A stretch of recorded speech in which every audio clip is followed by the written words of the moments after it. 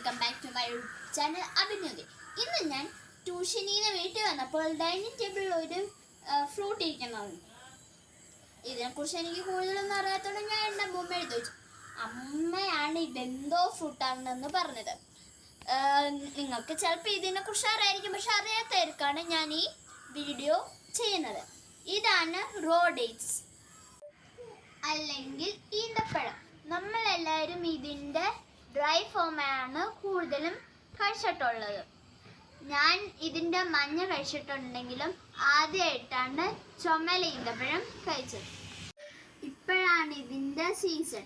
Dry ഡേറ്റ്സിനെ കാട്ടി നല്ലത് ഈ റോ ഡേറ്റ്സ് ആണ്. ഇതിൽ ഒത്തിരി ഫൈബർ കണ്ടന്റും വിറ്റാമിൻ സിങ്ക് എല്ലാം അടങ്ങിയിട്ടുണ്ട്.